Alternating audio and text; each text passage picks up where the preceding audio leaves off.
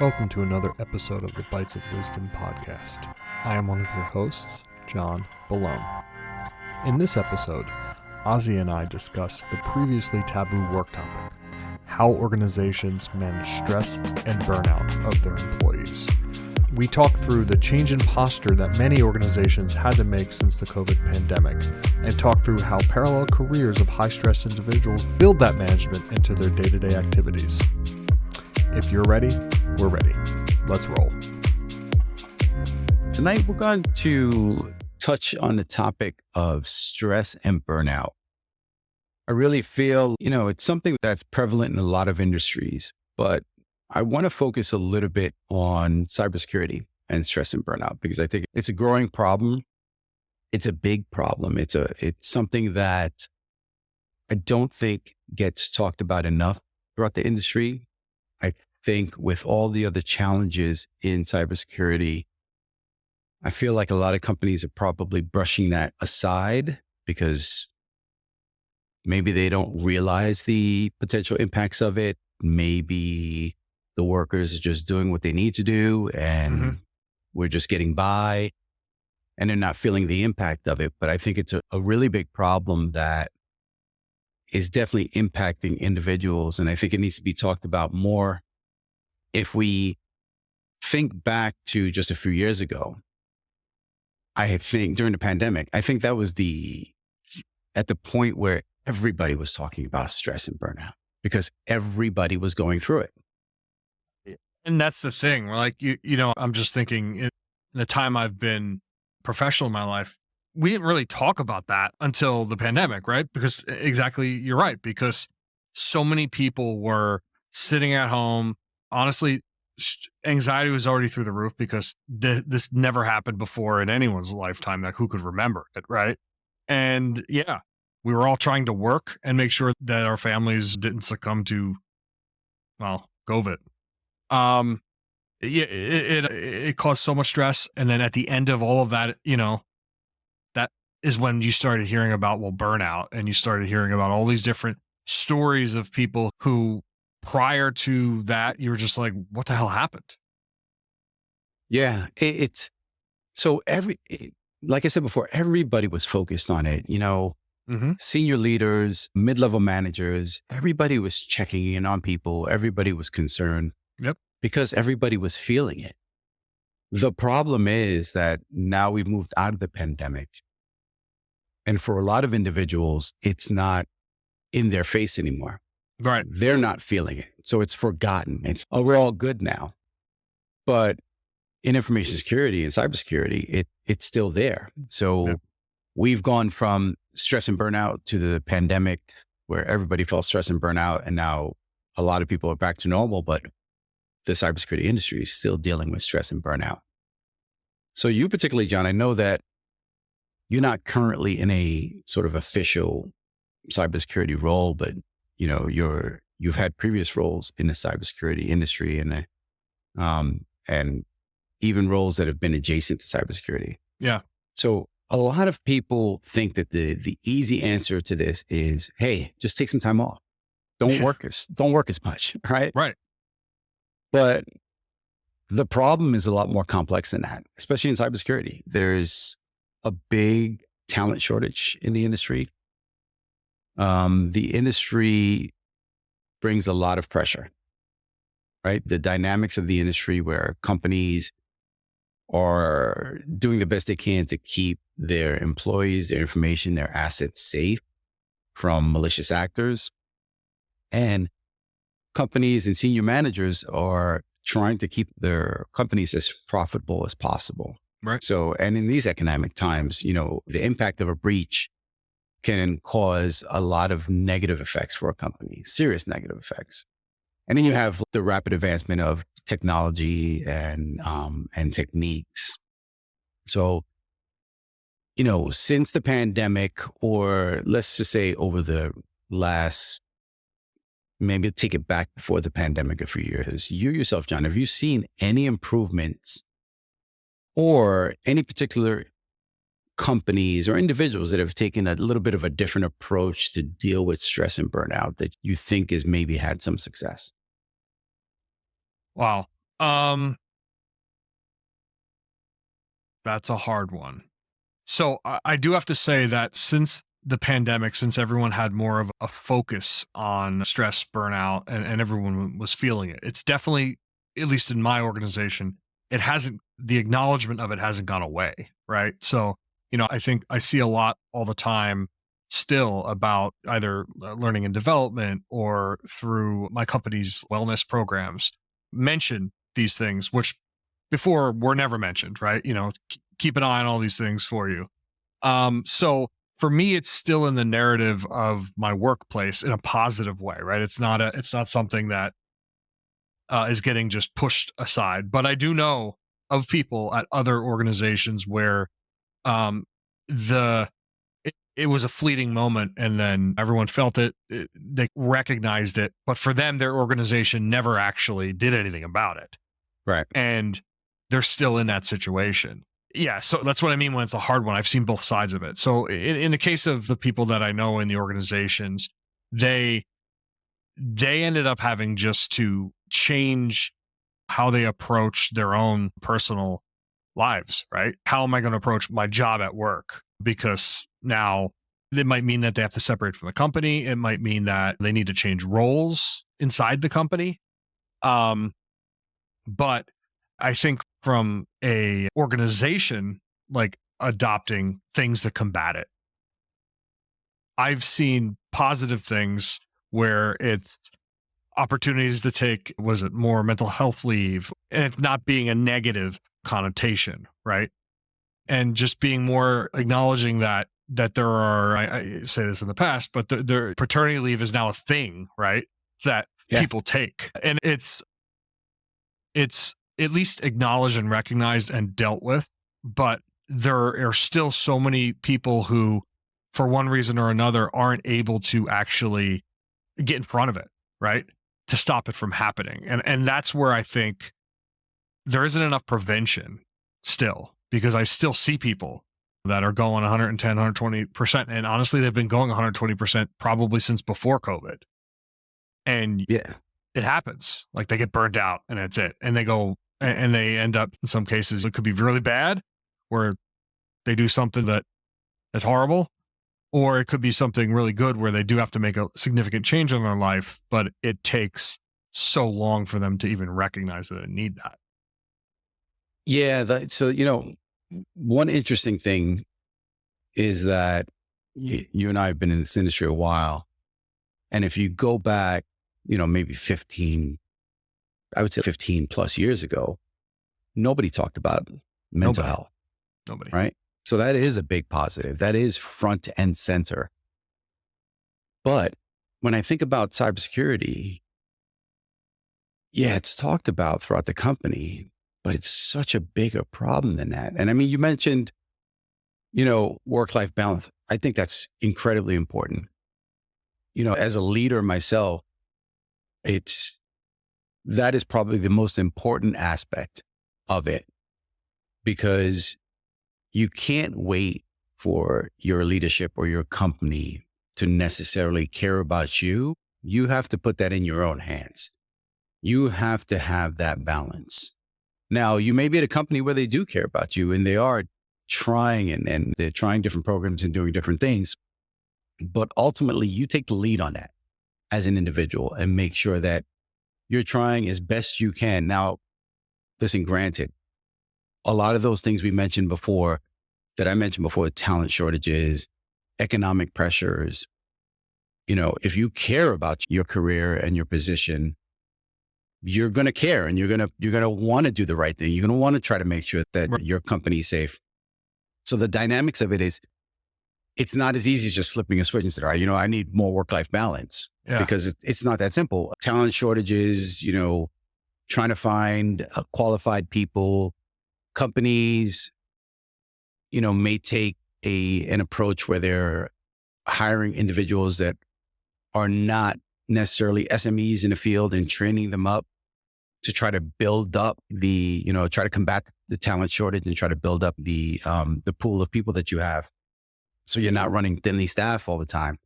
But even that takes time, right? Yeah. That takes time and a lot of effort, because guess what? Guess who's going to train those people? the people that are dealing with the stress and burnout. Yeah. So it is, I want to be clear in my sort of opinion here that work-life balance is the most important thing that an individual can do for themselves, I think. It's just not that easy of an answer all the time. When we were talking about planning this, there's one thing I'm like, I got to impart this piece when we talk about this. And it's that most people, when they talk about work-life balance, or when you're having this conversation, work-life balance, it's usually and maybe it's just me, but it's usually in a negative light of like the company is pushing the person so hard and that person is very, they can't handle it. And that's what's causing the problem. And that very much can be the case. I don't want to dismiss it, but I also want to bring to light the opposite side where the person is very ambitious for anything, right? Maybe they're ambitious for their family. Maybe they're ambitious for money, or they want to, it doesn't matter what it is, but they're so ambitious and then they keep pushing themselves and they don't realize that they need the work-life balance, because I've seen both of those sides of the things, of the effects of those. And at least in the first one, and it's not better by any means, but the person recognizes about themselves, right? In the other one, more often than not, that person doesn't recognize it. And when something happens, that person gets very fast. It goes downhill. Yeah, that's a great point. I didn't even, to your point, you always think about the work-life balance as sort of in the negative on the company side, but there's the ambitious individual that's, trying to, maybe young individual in their career, and they want to get to a certain level and feel pressure to get there by a certain point in their life. Yeah. Maybe before they start a family, because we know that takes away from your cycles. So that's a really good point. I never really thought about it that way. And when we were prepping for this, I didn't think about that aspect of it either. So it's just one of those things where people, they need to recognize it about themselves too, right? Because there are people who maybe they work that way in their lives. And if you don't recognize about yourself, you don't know what you actually need to have that balance, right? Because clearly there's something wrong. So I think to get back though, like work-life balance, personally, it's hard for me to even give anyone advice on that, because I think I work a lot. I have a side gig with you guys that I work even more. Yeah, exactly. So I feel extremely hard, but for me, I'm not a person that can sit around and just not do nothing. I just need to do something that interests me. And I think for me, that's the key. I need to find something where I have an outlet or so that interests me and that also makes me not think about the work, or at least changes my brain enough for a while enough to think differently about the work. Right. It's interesting. You and I are the same when it comes to that respect. Always have to be doing something. And there are people at work that say, man, dude, with all the things I know you're doing, wait, how do you get the energy? How do you get the time? You're working, work's not easy. There's a lot of time put into work. There's the podcast, on a couple of boards, the D&I work to do, in the middle of a program, like a self-improvement, presentation program. That's a 6-month long program, mentoring people. It's a lot, but to your point, that's how I'm wired. Number one. Number two, I do make sure that I carve out time for myself. Right. And Me too. You have to do it. So what I do, and this is the first time that in a long time that I'm sort of chipping into my personal time, because the listeners don't know this, but it's a Friday night. We're recording on a Friday night. We don't normally record on Friday nights. We usually don't do this. We usually don't do this. But we had to, because of just the schedules just align that way. But Friday nights and Saturday nights are my time. And then when it's warmer out, I do enjoy playing golf. We've talked about that before. And it's not an all the time thing. I'll go play golf on like a Saturday or Sunday. Or, being an empty nester now with no kids around, I will take a vacation day in the middle of the week and go play golf.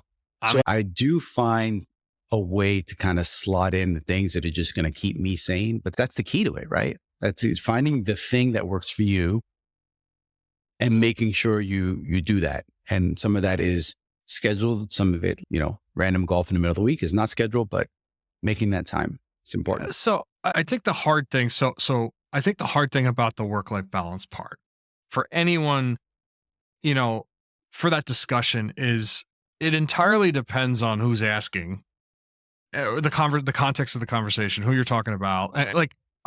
Because the work-life balance for me and you is obviously different. Like we do different things that might take more time or less time. Yeah. And we're at different points in our life. Like you're an empty nester, you're doing a lot of golf. I got two young children. Yeah, exactly.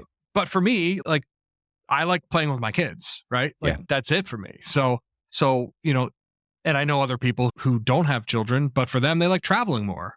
And I recently, like we were talking about while we're here on Friday, I recently had to go somewhere for a day for work and come back. And for me, that's hard because I want to be with my kids and it changes how I feel, but I know how to manage that better. Right. And that's part of that's the balance part. You know enough about yourself and obviously what you need to do to actually keep yourself, level to be able to do the work. And maybe that's entirely dependent on what part of the industry you're in. Cybersecurity, especially, it's a high anxiety, high stress. You brought it up at the beginning of the conversation. You're protecting the IP, you're protecting the company from basically loss of value. I mean, if you're talking about what it actually is, like it's the loss of the investor value, right? Right. That's a lot of stress on people. And all you read about now is how a company got hacked or there's been a malware attack. It's every day. So it's not slowing down. What do we do to, handle it better, recognize it better? Yeah, it's not slowing down, right? And one of the things that is sort of adding to it is the rate of modern technology adoption and advancement. Yeah. So, and as much as companies use that technology and the new technology comes out to sort of help protect themselves. Right. The malicious actors are using the new technology as well, right? To try to advance their causes. I mean, listen, we're all messing around with generative AI, in some way or another. You're either working on it nowadays in technology, you're reading about it, and maybe you're practicing it, or you're trying to use a tool and integrate it to make your company more efficient at doing something, right? And you'd be a fool to think that the adversaries that are trying to attack you as a cybersecurity professional aren't doing the same thing to try to do better social engineering in emails or, figure out a way to analyze data quicker to be able to, access or try to, access if they have a password dump. I don't know. I'm just flashing off stuff now. But the point is they're using it as well. It's not getting easier. In fact, it's getting harder. And, you mentioned about the rate that the technology is, the rate that technology is continuing to develop. I could also use the other side of that conversation and say that, stress and burnout is harder to manage because people always feel like they're working now because they're always connected too. Yeah. So, the snake eating its own tail, right? Yeah. Yeah. Yeah. That's, wow. That could be a whole nother episode. I know, right? Like constantly connected. And we've touched on that in other episodes as well. But that's a very good point to the contributing factor on stress and burnout is, the constantly connected, the amount of time you spend with technology, the doom scrolling, the social media, all of those aspects can, and not for everybody's different, but they can feed into it as well. But go. Hold on. I just want to sort of on the technology piece, right? We're leveraging technology. Adversaries are leveraging the technology. Mm-hmm. Do you think that there is one side that's benefiting from the technology more than the other? Oh, you mean which one has a net positive, like in the relationship? Yeah, because listen, And here's another interesting question. Because I was just going to say, we're the ones dealing from the stress and the burnout. But the interesting part is, do you think the adversaries and the malicious actors are dealing from stress and burnout also? We know about ours, right? Because that's our community. Right. Right. And we talk about it. And we talk about it. I mean, because socially, just in the world, we're talking obviously about it. It is not really socially acceptable generally for the world that the adversaries are operating in to probably talk about their work. Yeah, exactly. Openly. And right. Yeah, it's more secretive. And because it's more secretive, we don't know exactly how that world operates. So let's put aside actors that work for nation states, because I got to imagine that is stressful, right? If you're working for a nation state, can't be. Yeah. And you have the pressures of, yeah, it has to be. Yeah, it has to be like extremely stressful. So let's put that to the side. Let's say you're a malicious activist working for some crime organization, right? Or some other organization. What do you think their stress and burnout is that they're dealing with?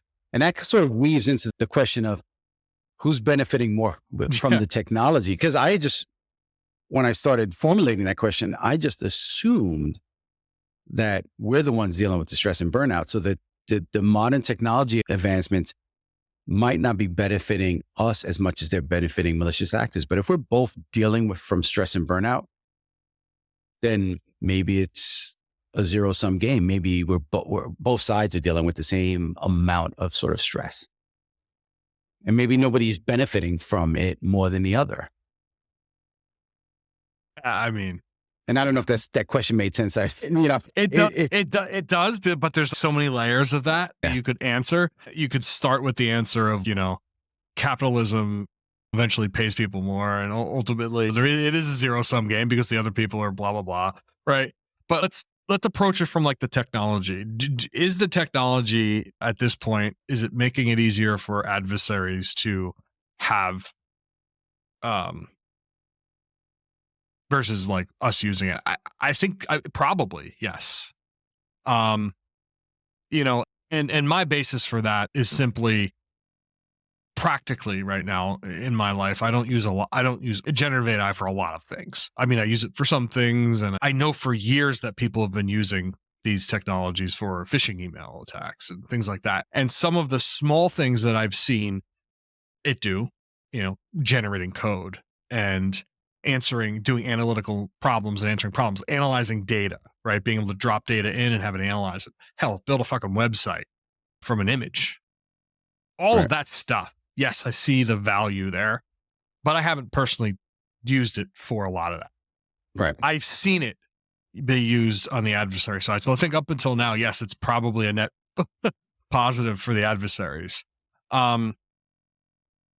The interesting thing, though, you had you asked the question about, are they dealing with stress and burn? I don't know. I mean, they have to at some level, right? Like I think just from the work side of it, if you throw away nation states, criminal organizations, yeah, I mean, I'm sure they're going to have to be worried about so many different things in their life, right? Like getting arrested, and maybe they're morally against doing what they're doing, right? Right. Anyway, I think one thing that probably will always give them a little bit of advantage over us, the folks that are protecting, is the whole premise, the age-old premise that, listen, we have to get it right all the time. They just have to be right once. Right? Now, does that make it less stressful for them? I don't know. I could tell you it makes it more stressful for us. That coupled with the fact that there is, and we've talked about this before in other episodes, there is no off switch for us. Right? So real quick, I want to ask you a question. This actually wasn't part of any planning, so it's kind of out of left field. Yeah. And we'll see if it actually, hopefully doesn't ruin the episode. If you've been in leadership for a while at a large company, I have been in leadership for a while at a large company. We've both looked at data throughout a whole career. And we've both worked at many different jobs, both in the knowledge and industry and doing other stuff, right? Mm-hmm. Retail, for example. Yep. You know what loss prevention is at like Best Buy, right? Yeah. It's the I worked loss you prevention. did? Oh, okay. Yeah. So you know exactly what I'm talking about. That there's an acceptable Yeah. amount of loss, right? Yeah. What's the acceptable amount of loss in our industry? Ooh. Ooh. Ooh, man. Do you ever have a conversation about that? Because I never have. I've never had one. I don't think there's an acceptable amount of loss because a little loss can turn into a much bigger loss. Right?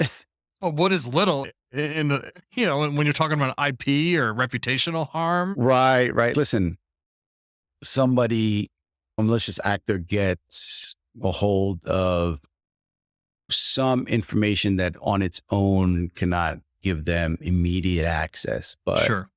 put together with some other information that they may gain from some other method or some other ways. And they might be able to access your environment, right? Like enumerating emails or account names or something like that, right? Something like that is in itself, if that's all the adversary had, is not a huge, probably a smaller loss, but that can turn into a much bigger loss. So I've never had that conversation. Well, the hard part about it, and I'm just thinking like not ever having that conversation because no one's ever just picking up the small bits of data that are innocuous, right? Like they're grabbing the whole hard drive. Unless there's some nation states that play the long game. That's true. That play the long game. And I look at the Marriott hack from, when was that? Like 2019? 2019, yeah. Yeah, around 2019. Because I remember when the job came up, because Marriott corporate's actually right. Yeah. So in the Virginia area, right? DC, Virginia area. Yeah. The job came up right around the beginning of COVID for the replacement of the person that got fired. Yeah. And according to the reports, it was a nation state that breached Marriott. And the theory was that the nation state wanted to get names of companies that were staying in that area because it was an area that was... It makes sense. Defense contractors, right? I mean, totally makes sense. And that's the little bit of information that's not going to give a nation state immediate access to the defense contractors that were staying in Marriott, but it's the long game. Yeah. Right? Yeah. But I think the reason it popped in my head thinking about it, when you're a cybersecurity professional, we talk about high stakes and economic pressures, there's regulators, audits, you're worrying about reputational pressure of the organization you're in. Do you think it has a significant impact on like our industry, like how we operate? People, do we have a larger amount of work-related stress, anxiety, burnout? Because of maybe we're not wired to have an acceptable amount of loss. That's a really good point. I've never really thought about it that way. That's a really good point. So take that aspect of it, right? We don't have an acceptable amount of loss. And then there really isn't, right? I mean, because there really isn't, right? Now you couple that with the point I stepped in before, and we've brought this up on other episodes. There really is no downtime for information security people. You're not at any point, it could be vacation, holidays, you're never at 100% peace or relaxation. Because at any moment you get that call and all of a sudden you're logging in because something has happened. And it's funny, I had an interview today at work. They're doing this. I've been at companies a certain number of years. They're doing this spotlight series. Oh, nice. And as I was talking about information security, the woman that was interviewing me was like, I didn't say this. Now, this is a phrase that I've used so many times. And I didn't say it to her, but she said, man, it's almost like you have to get comfortable with being uncomfortable. And I said, oh man, that is it. That is it. You have to be wired that way if you're going to be a security professional. So couple the point about not getting any downtime with the point you just made about there's no acceptable loss. And it's no wonder we deal with stress and burnout. Oh my God, we're doomed. I mean, so it's hard because you're right. We're basically in a part of an organization at a company, no matter where the company you are, where you're just trying to be the protection. And of course, everyone's, oh, well, your requirements are basically unattainable, right? As an engineer, we've gone and trained ourselves to, hey, it's a science-based thing. There's cause and effect and, binary, right? But someone could take a damn photo and that's information loss from your organization. And that photo, you can't protect that against a photo. I mean, Right. You can if you really want to go crazy and spend money, but no one's going to do that. And the thing is that everyone knows that. And, in the back of your head, you're like, of course, like that's an acceptable loss, but you don't talk about it. And your psyche and everything you're building, because you're trying to automate things, you're trying to use tools more effectively, get higher productivity with AI or, with robotic process automation. There's a whole bunch of things you could be doing. You don't think about acceptable loss. You don't think about where's the minimum bar at? And instead you try to protect everything. And that's how you're operating mentally every single day. Some people know enough about themselves where they can do the work-life balance and they can manage stress, or maybe they have been burnt out before and they had to go through that and they'd learned that part about themselves. And now they're able to stay in the industry and keep themselves in a good state. I just had, yeah. Okay. I was just going to say, I think it's almost like a self-selecting function to certain people. You either realize that you can deal with it and you don't, and you do, and you continue, or you realize you don't and you might leave or go to a different role. Which is happening a lot. I don't know how to fix it. Yeah. That's the hard thing is, because we're saying we came into this, we want to have a positive spin. We want to talk about what's a good way you can approach this. And when you talk about stress and burnout, I want to eliminate it. I want to get it out of the culture. I don't know how you can, because it's hard. I don't think we can ever fully eliminate it. I think what leaders and companies have to do is get creative in how to combat it. We've talked about the talent shortage, and I just had this epiphany. I was trying to draw a parallel between what we do for some of the listeners out there that are just not familiar with cybersecurity.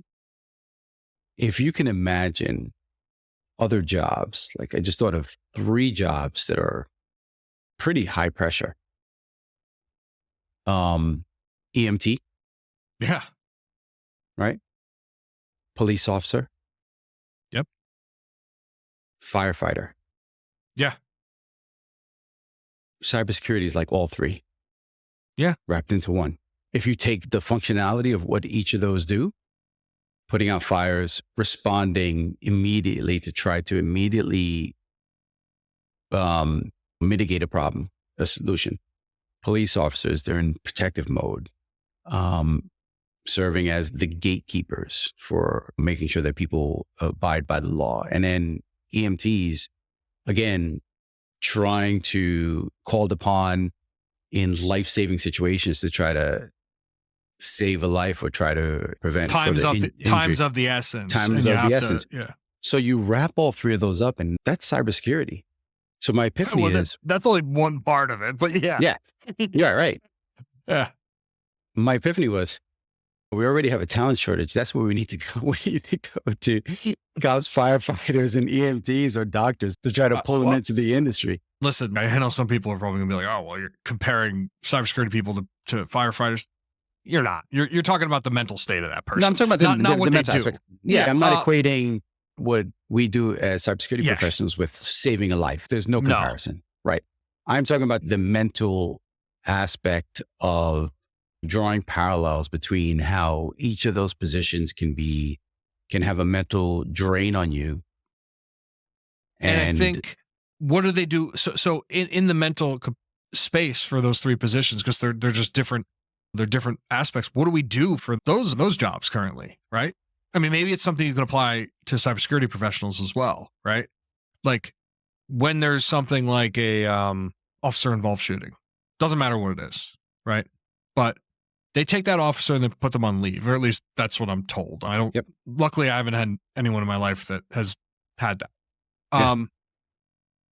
So something stressful at their job happened, and it put them in a really poor mental state, and the enough to where the organization they work for recognizes that, and they take them out of the normal day to day because they need that person to get better, or at least to be cleared to be better.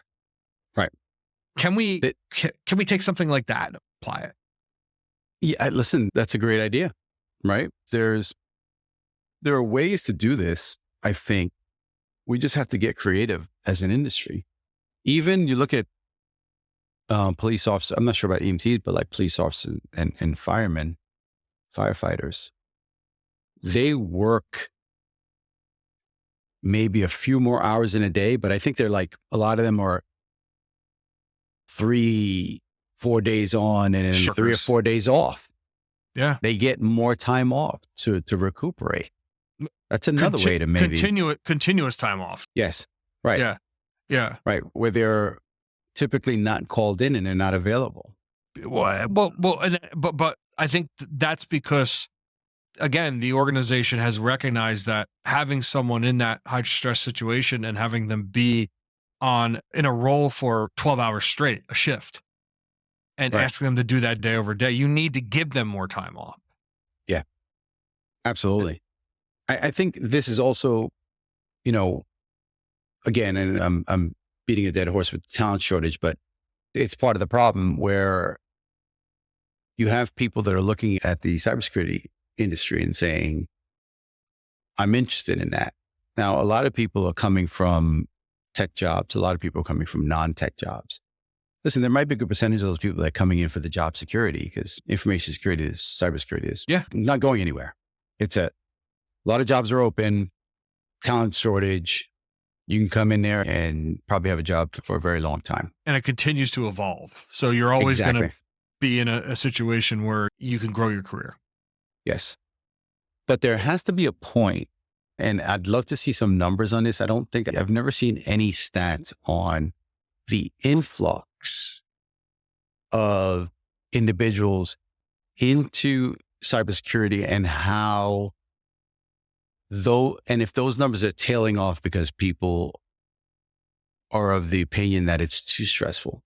They're seeing other people go through the stress and burnout, and they're like, listen, I know there's job security, but I'm not doing that. I'm just going to go into another industry. So that might exacerbate the problem, right? We're already at a talent shortage. And if a certain percentage of people are looking at the industry and saying, that's too stressful, then we're losing out on potentially good talent coming into the industry, right? So it almost feels like with all of these problems combined, we're getting to a point where it's going to be harder to get to a good working state for the industry, where we get to a good point. Like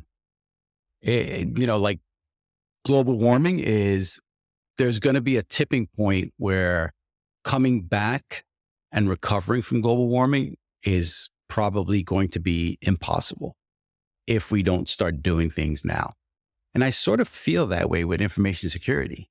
It can very quickly become something where there are so many issues that we're dealing with that we might not be able to recover to a good state. And then the downside to that, the perils with that is less protection, less people, less protection, malicious actors start to win. And I'm not sure that the industry collectively is thinking that on a grander scale. So I don't know if you have an opinion on that specifically, but it's something that I've been thinking about recently. I've definitely had the conversation with folks about the reality of stress, higher frequency of stress and burnout in cybersecurity. And operations versus like regular software development, right? That's something that's come up and I've had that conversation about. I can't say that I've had it about um about the industry as a whole. Ye- It's usually been very situational, like comparing it from one situation to a different situation. But I see what you mean, right? We're at a point where technology is rapidly advancing. We're trying to um, do something that protect a company's information. I know that's a dumb statement, but it's the truth. Um, Artificial intelligence, more automation, looser security. All of your now, or a lot of organizations had employees that were working remotely for however long, right? It's just so many different things have changed. I don't know how we could get back to, I don't even want to say a normal state, but a state that we were in before, um, what, 5, 6, 7, 8 years ago. We have to start thinking about how to use work differently or use the technology that's advancing differently to protect better. And it could be, it's a hard thing because you basically are talking about having to change how you operate your organization for one of its core functions. You're using either AI or using some type of new tool or changing how maybe you approach classifying risk.